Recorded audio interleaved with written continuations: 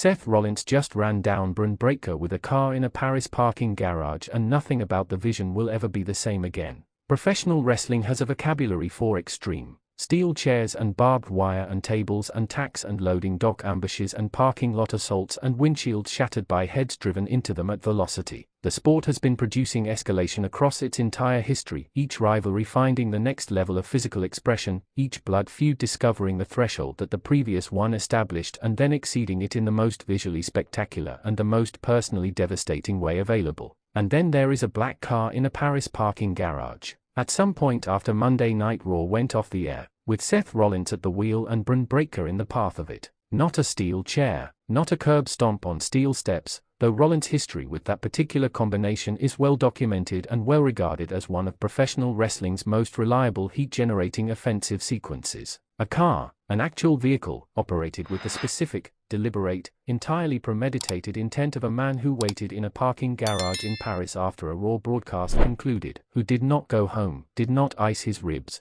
did not process the evening's events from the comfortable distance of a hotel room because he had decided that everything Bron Breakker has done to him, everything the vision represents, everything that the King of the Ring qualifier cost him, and everything that Austin Theory's involvement communicated about the stakes of this rivalry, required a response that professional wrestling's conventional physical vocabulary is no longer sufficient to express. Seth Rollins drove a black car into Bron Breakker in a Paris parking garage, and the most extreme individual act of the post-WrestleMania period has just fundamentally, permanently, irreversibly changed everything about the vision and everything about this rivalry. Welcome to Wrestling Stands, and tonight in Paris, Seth Rollins crossed a line that cannot be uncrossed. Quick favor before we get into it, if you enjoy this kind of content, please smash that like button and hit subscribe. Over 98% of viewers watch without subscribing. It's totally free for you, but it means the world to us and helps the channel grow. Already subscribed? You are absolutely brilliant, thank you so much.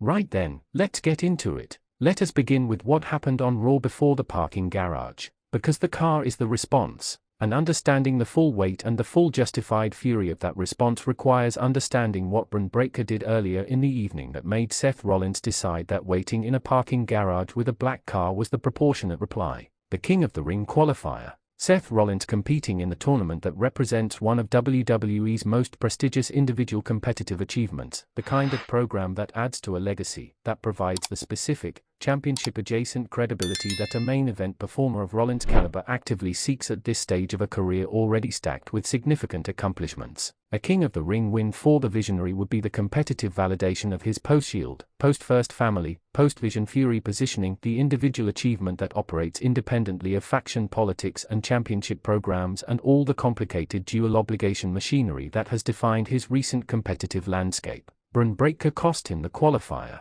Not through legitimate competitive intervention, not by entering the match, not by being a scheduled participant whose competitive involvement Rollins had to account for. Through interference, external, the specific, targeted, entirely personal act of a man who has been the subject of Rollins' most extreme competitive fury and who responded to that fury by denying Rollins the King of the Ring opportunity at the most damaging possible moment. Austin Theory running for his life is the detail that provides the most precise calibration of how dangerous the moment was for anyone in Rollins' immediate orbit. Theory's competitive instinct, the survival calculation that produced the sprint away from whatever Rollins was doing or was about to do in the aftermath of the qualifier interference, is the measure of the temperature in that building after Breakker's involvement. When Austin Theory's self-preservation mechanism overrides his competitive calculation entirely, the situation has reached a specific level of intensity that communicates volumes about what Seth Rollins looked like in that moment. The parking garage, the weight, the black car, and the specific, analytically extraordinary decision-making that produced the most extreme post-show attack WWE has witnessed in years.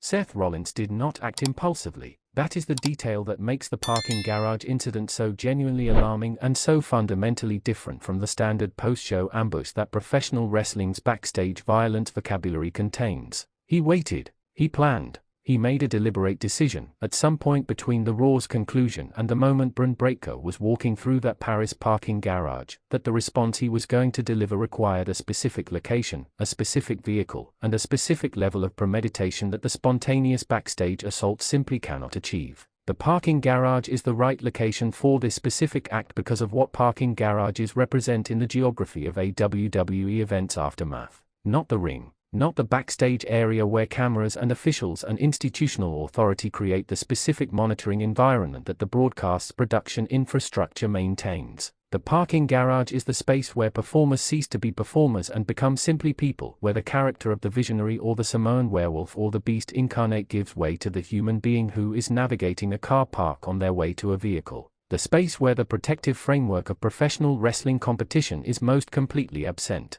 Rollins choosing the parking garage communicates that what he did was not a competitive response within the understood framework of the rivalry's physical escalation. It was a personal one, the architect making the most extreme personal statement available, and choosing to make it in the space where Breakker was most simply, most vulnerably, most unavoidably human. The black car, the specific choice of vehicle and the specific act of running someone down is the most serious physical escalation professional wrestling has produced in the mainstream narrative of a major program in recent memory. The injury implications, the unconfirmed backstage reports about Breakker's condition, the WWE officials' carefully managed communication about what the incident produced and what it did not, are the most pressing immediate concern for the rivalry's clash in Paris implications and for every competitive direction both men were building towards. Bron Breakker's condition. The unconfirmed backstage reports are the information that the WWE Universe is most urgently seeking and that responsible coverage requires the most careful handling.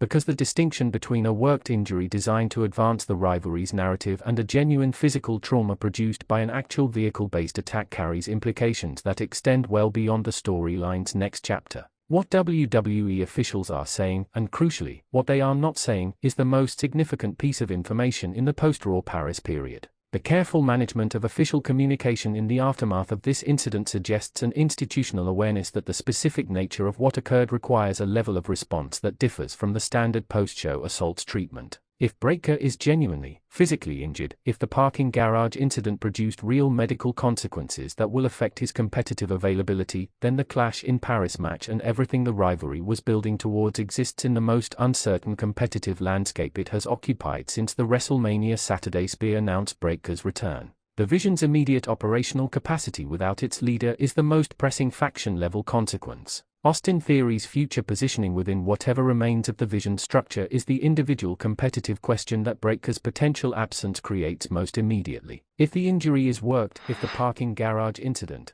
however extreme its visual presentation, produced the competitive narrative consequence of an injured Breakker without the genuine medical reality, then Clash in Paris carries the specific, maximum tension pre-match positioning of a challenger who has just been run down by a car and whose competitive readiness is the most urgent question on the card. Either version produces the most dramatically loaded possible pre-Clash in Paris environment for this specific program. The Vision, and what Seth Rollins' parking garage response means for the faction's identity, its leadership, and its competitive future beyond the immediate Breakker injury question. The Vision was built around Bron Breakker's competitive authority. His expulsion of Seth Rollins established the faction's defining character moment, the leader making the judgment that the Visionary's vision was not wanted in the organization bearing that name, and then building the faction's subsequent identity around the competitive standards that Rollins allegedly failed to meet. The Vision, in this framing, is the anti-Rollins, the structure that defined itself partly through his exclusion. A vision without Breakker, however temporary the absence,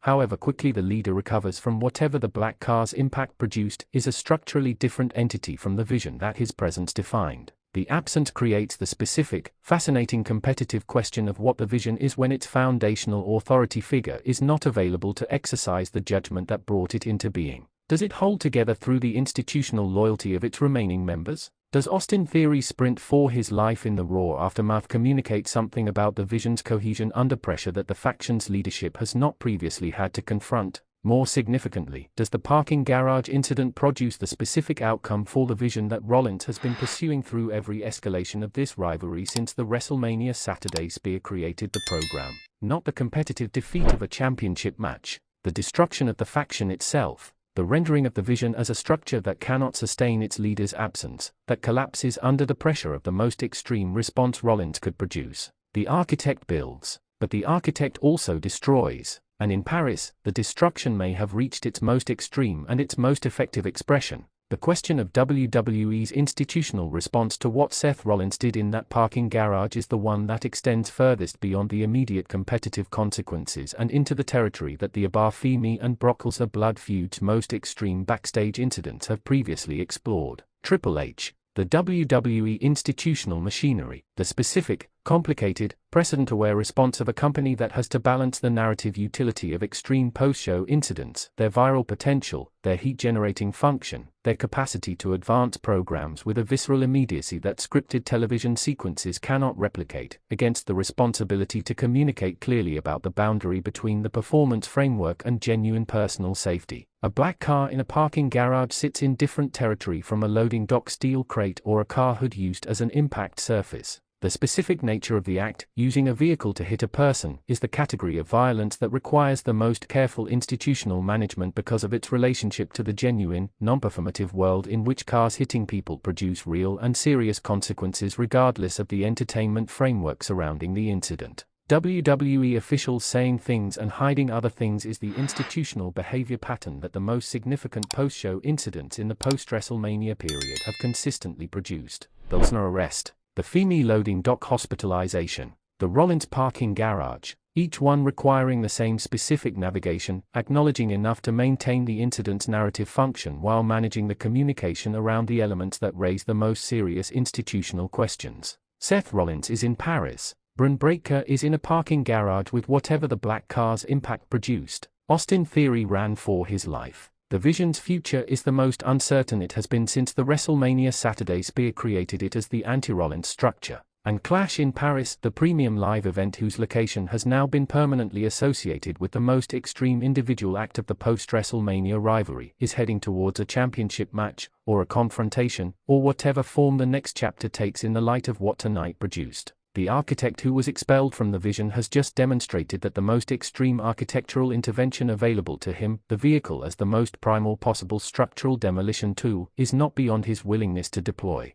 The line that competitive professional wrestling has consistently maintained between the extreme and the genuinely dangerous has been approached in the most direct and the most alarming manner this program has yet produced. Whether it produced the destruction of the Vision or merely the injury of its leader. Whether Breakker walks into Clash in Paris carrying the specific, motivation-generating weight of having been run down by a car or whether the parking garage determines his competitive availability entirely. Whether WWE's institutional response manages the incident within the narrative framework or escalates its real-world implications beyond what the storyline can contain. These are the questions that Paris has produced, and Wrestling Stands will be covering every answer as it arrives. Seth Rollins waited in a parking garage. He did not go home, and the most extreme individual act of the post-WrestleMania period just changed professional wrestling's most volatile program in the most irreversible possible way. Thank you so much for watching. We will see you in the next one.